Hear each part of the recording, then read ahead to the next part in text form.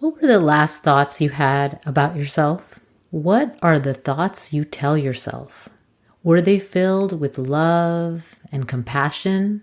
Or were there critical voices that you wouldn't share with your worst enemy? If your answer is the latter, then this episode is for you. I dive deep into why it is important to practice self-compassion, how to practice self-compassion, and why it's so difficult. Hi everyone, this is Kavita, Certified Empowerment Coach and Hypnotherapist.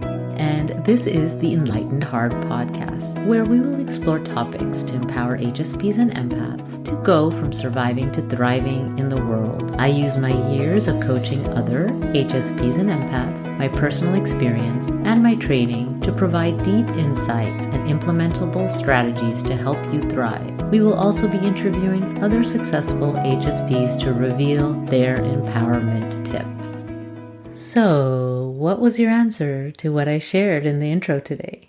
Were you one of those people that tends to be really harsh? Most of us are our harshest critics, and as highly sensitive people and empaths, this can be even harsher for some reasons that I'm going to talk about today. But I wanted to start with reading you an excerpt from one of my favorite books that I use to ground myself in spirituality. This book is called Answered Prayers, Love Letters from the Divine, and it's by Julia Cameron. And I often will just open randomly to a page asking Spirit to guide me to what I am meant to hear today. And when I was preparing for this episode, this is the message that I got, and I really truly wanted to share it with all of you. You are fatigued. You have pushed your body beyond its limits. Your mind is tired and your spirit weak. Come to me. I am the rest and refreshment you are seeking. I am the running brook that soothes your soul.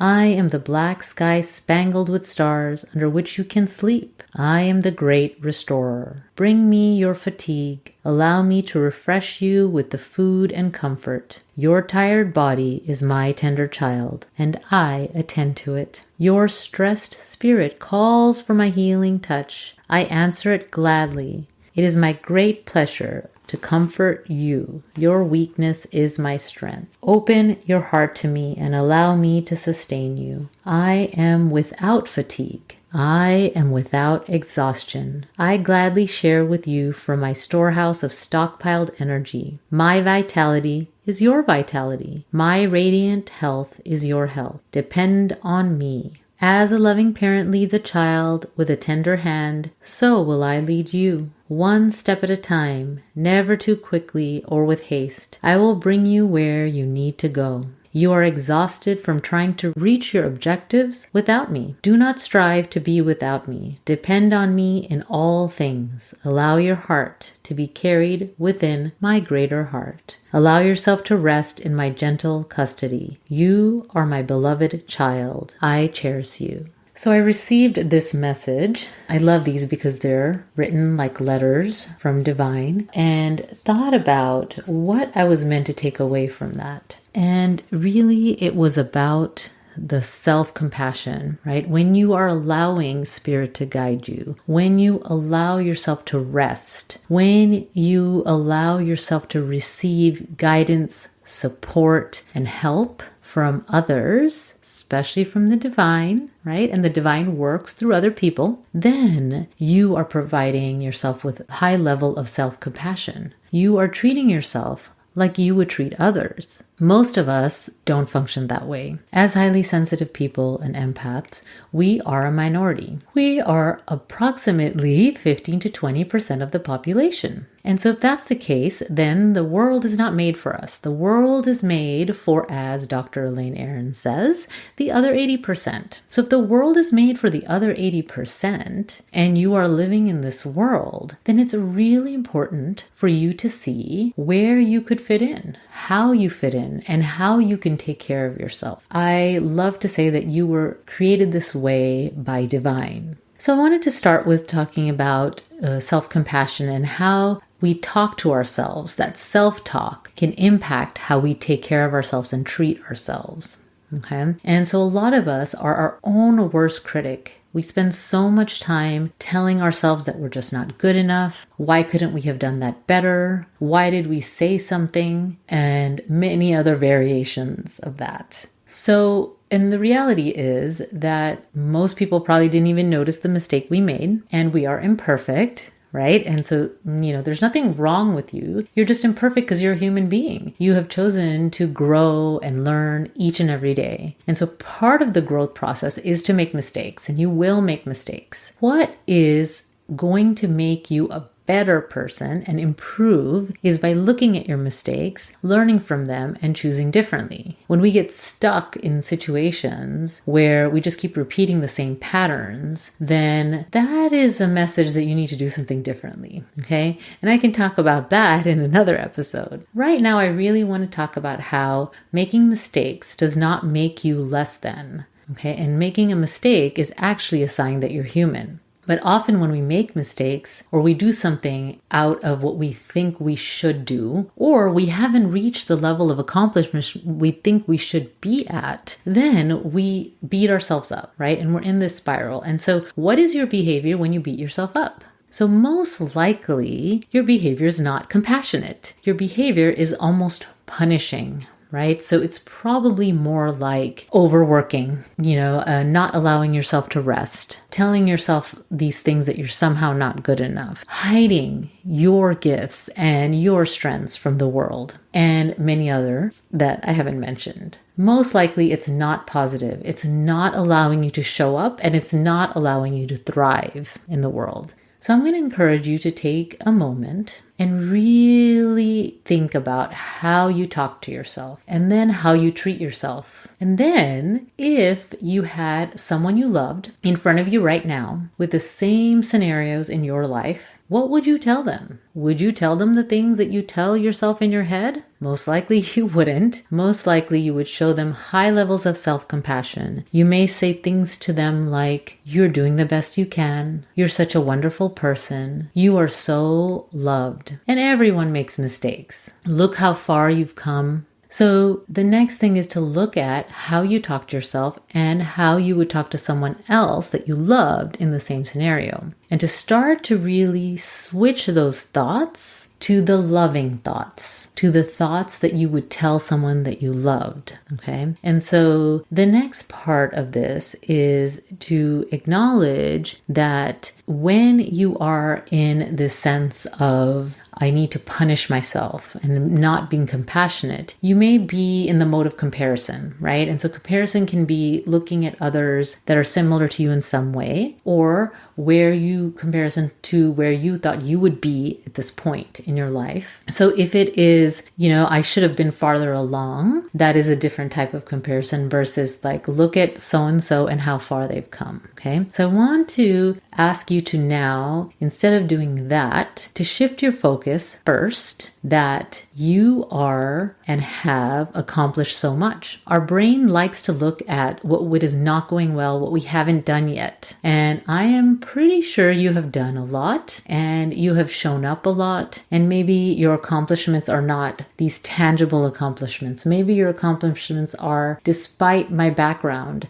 despite the challenges that I've had, I'm still able to survive and move forward. Maybe your accomplishment is that I'm the person that my friends come to and I can listen to them and I'm able to hold space for them, right? Who knows? There are so many different strengths, and all the variation in strengths all are much needed in the world, right? And so start to look at how you do show up, how you do contribute, and the things that you have accomplished and overcome in your life. And also look at who you compare yourself to if it's another person, and understand and realize that the comparison is not accurate. You both are unique beings. You're unique beings with a different set of circumstances, with a different set of challenges, with a different set of strengths, right? No two people are exactly alike. So when you compare yourself to others, it's almost a sense of dishonoring who you are and the reality is you're comparing yourself to a small part of their life, right? You're not looking at the whole picture of who they are, the challenges that they experience, and what they've overcome. You're only seeing a part of it. There's no way that you could know every single person and every single experience and every single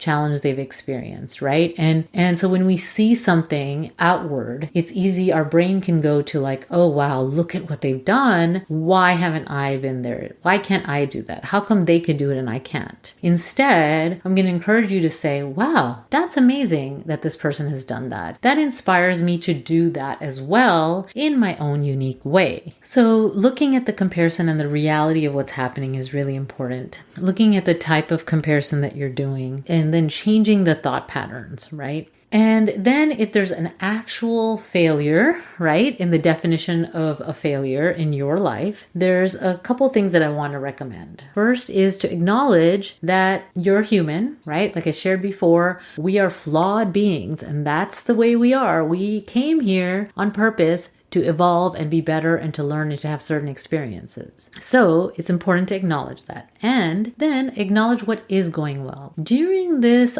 situation, there were some things that did go well, right? So really start to look at some of those things in addition to things that you want to do differently, right? So, and the other part of this is the control piece. We try so hard to control the things around us, to control our world, to control the outcomes. And the reality is we only have control over ourselves, the action we take, and how we show up in the world. We really don't have control over an outcome. We can just put in our best effort. We can prepare for something mentally, emotionally, and spiritually. We can ask for help when necessary. We can pray. We can do all the things that we believe that can help us with the outcome. And then we have to surrender, right? We have to surrender the outcome and know that the best outcome will happen as long as you've put your best foot forward, right? And so acknowledging what did go well and what you did do, and then letting go of the outcome. And look at what maybe you can do differently. Is there something that you could have done differently? And if there's a similar scenario, can you do it differently next time?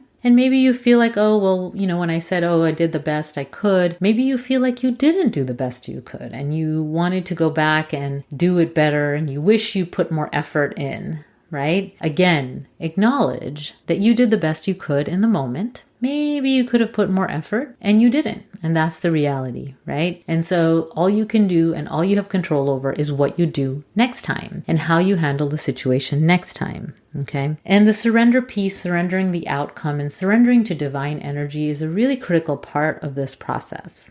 And the final part of this is to rinse and repeat. Okay. This is an ongoing process. As human beings, we are constantly evolving. We are continually changing, learning, and growing. Right? We can choose to do this consciously, right? By paying attention to what's happening, choosing differently, praying if you pray, and, making decisions with our intuitive guidance, which is one of our strengths as HSPs, or you can just get through each day and not pay attention and just feel like you're just surviving. Okay, that's a choice as well, right? So what I'm talking about is choosing to live consciously, showing up the best version of yourself and making changes when necessary, okay? And then trusting divine for the outcome and showing yourself deep levels of self-compassion. So how do you show yourself self-compassion? You can show yourself self-compassion by resting, by taking time to celebrate what you do, by taking good care of your body, your mind, and your spirit. Talk to yourself with the voice of wisdom, with the loving voice in the same way that you would talk to a loved one. You can, even if you feel called to do so, do some work if you need, right? So you can do some coaching, some energy work, massage, body work, acupuncture, right? There's so many choices. And one of my favorites, I actually love all of those, right?